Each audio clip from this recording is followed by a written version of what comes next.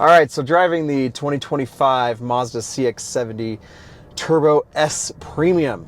I feel like the names of these cars and trims just keep getting longer. But anyway, here we are. So here's the short version. This is basically the two-row bench seat version of the CX-90, but with a more sporty attitude, I guess you could say. I think it looks a little bit better than the CX-90 on the front end. It looks just a little bit more aggressive. It looks really cool with all this black paint and the red leather, which is exclusive to this S Premium Turbo trim. And I had this like same color of red leather in my Mazda 3 Turbo. I think it's Premium Plus. Can't keep track of all the trims, but it was the top Mazda 3 trim. That was such a great car. And this is like, I think the same leather, same hue. It's like a deep maroony kind of wine red color. And it just looks so good, especially with this black. I get a lot of BMW X5 vibes with this. Which leads me to the main thing. So here's the big thing. So this is, like the CX-90, it has Mazda's all new in-house developed turbo inline 6 motor, and this is kind of it's a big deal. I mean, it's a big departure. They're really it's very clear that they're gunning for BMW and the X5 with this car. In fact, the general manager of Bountiful Mazda, who loaned me this car, he's a great guy, MJ, if any of you are in the Davis County or Salt Lake area, definitely would reach out to MJ, the general manager at Bountiful Mazda. I've bought a car from them. My dad bought a Protege 5 from them many years ago, about 20 years ago.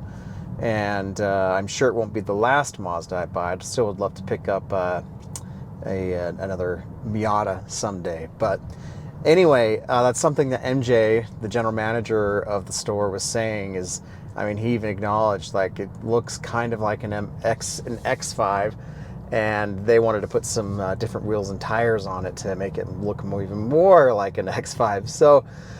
So I think that's probably the obvious comparison here, which is a really interesting comparison. And I've been honestly dying to drive this inline 6, this turbo inline 6. I generally really like inline 6 motors, as I think probably most people do. I mean, if I can't have a V8, an inline 6 is a pretty good way to go. They're very well balanced typically. They have very smooth power delivery. And of course, I say a lot of this, and they're pretty efficient. And I say a lot of this with using BMW as kind of the benchmark for those inline 6 motors. It's kind of what they're known for, and rightfully so. They are so good, and they've been making them for a long time. So smooth, so powerful, and so efficient. I've driven lots of the new, just current BMW lineup. Anyway, I say all of that because I know that that's what Mazda's kind of going for here and what the kind of feel they're trying to replicate.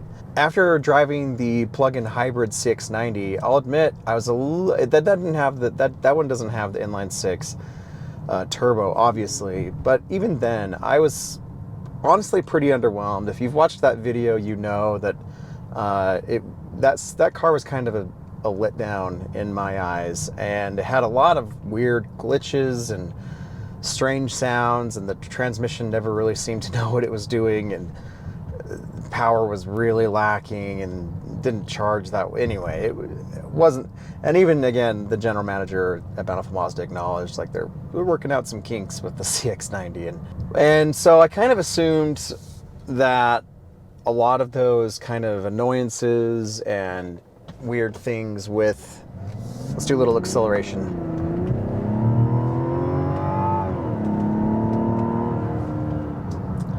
So 340 horsepower, 369 pound-feet of torque.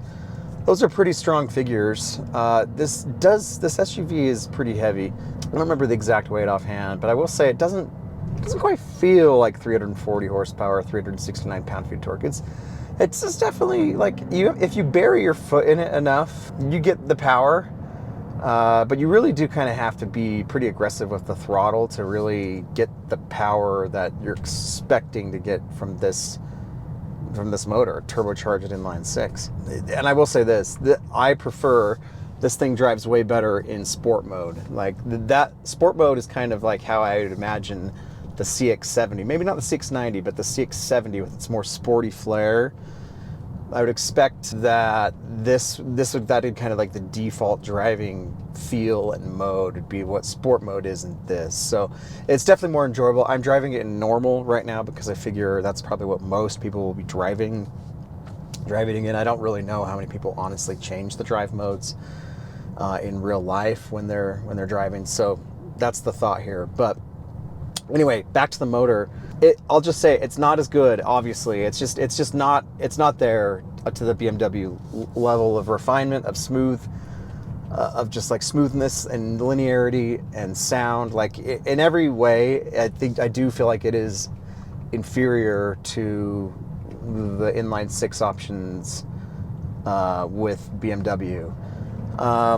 That said, it's not bad. Like it's good. It's just, don't expect that you're going to get a full-blown BMW driving experience in this. Now, it is less expensive too. This is fully loaded. This is just barely shy of $55,000. So we'll just say $55,000. And you know, I can like see it. Here's the thing. The materials feel really good. It feels really solidly built. Like the leather feels so good. It smells good in here. All the materials like feel top quality. Like as far as materials go, it does feel about like on the level of BMW. Really not far off at all. The back seat is very comfortable. You can recline it back. Only a bench seat is available in the CX-70, which I like, which is cool. You know, you've got a little bit more versatility because it does not have a third row. You could put 3 occupants in the back. There is a decently sized hump, however, in the middle of the floor back there.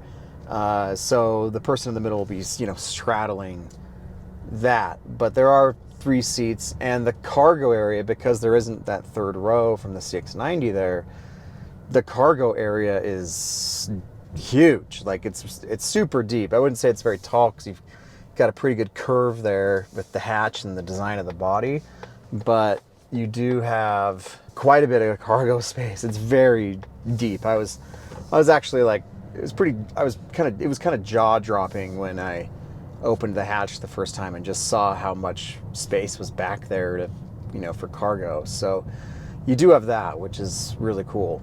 But in typical Mazda fashion, I remember this with the CX-90 and the CX-50. The steering is really heavy. I don't think it's as heavy here as it is in the CX-50, but it's heavy. I think that kind of speaks to the mentality behind this car.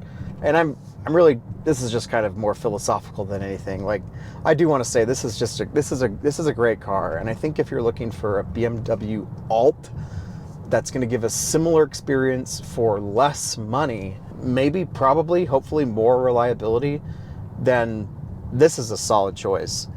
Now, back to what I was about to say, I think the mentality here is, and you know, for good reason.